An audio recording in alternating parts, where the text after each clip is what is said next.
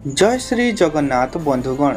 आम देशर विभिन्न राज्य रे चाषींक पई राज्य सरकार भिन्न भिन्न परिवर्तन करि आसुछंती।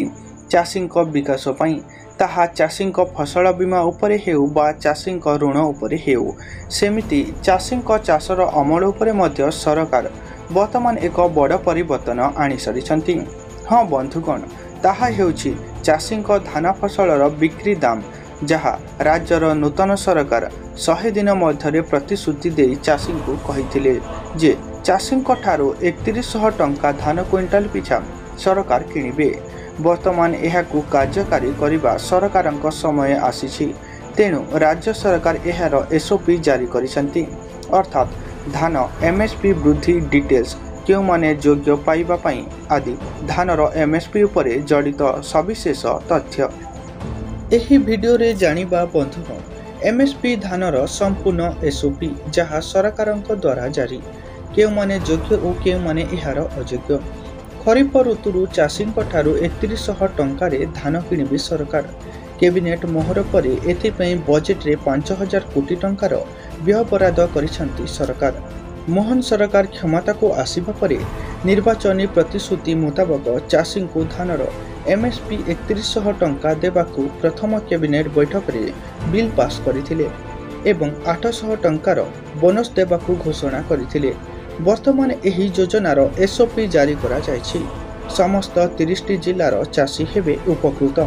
चाषीक आय बढ़ाइबा और उत्पादर मूल्य वृद्धि हेबा चाषीक सामाजिक आर्थिक विकास रे सहायता हेबो। उन्नत मानर बिहन सार और कीटनाशक जोगाई चाषी को लाभदायक कराइबा। सबुठारु बड़ कथा हेउछि बंधुगण, 24 रु 48 घंटा मध्य चाषीक बैंक खाता रे सीधासलख धार्य एमएसपी रो टंका पैठ कराजिबो।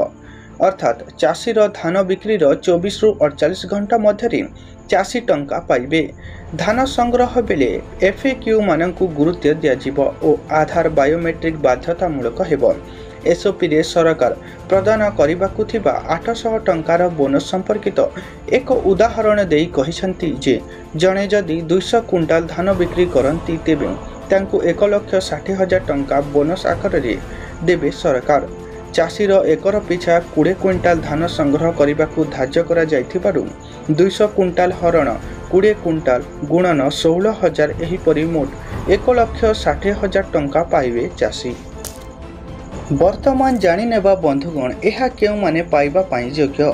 क्षुद्र नाममात्र और भाग चाषींक ठारू एमएसपी रे धान किणिबे सरकार।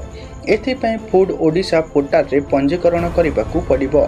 ट्रस्ट बोर्ड, लीजधारी कंपनी किंबा शेयर होल्डर बाद पड़िबे एही लाभरू। स्टेट कॉर्पोरेशन लिमिटेड रु बिहन किणुथिले योजना रे शामिल हेबे। चाषी को धान किणारे कौनसी डीलर हैरान कले एवं जानिशुणी दर वृद्धि करुथिबा लोकंको उपरे कार्यानुष्ठान करिबा पई घोषणा करा जायछि। एहा थिला बंधुगण चाषींक एमएसपी धान किणारे सरकारंक जारी एसओपी, जहा कृषक समृद्धि नीति नाम रे जणा। आम भिडियोटी इनफॉर्मेटिव लागुथिले निश्चय गोटे सब्सक्राइब करंतु बंधुगण एवं शेयर करने को भूलिबेनी भिडियोटी को।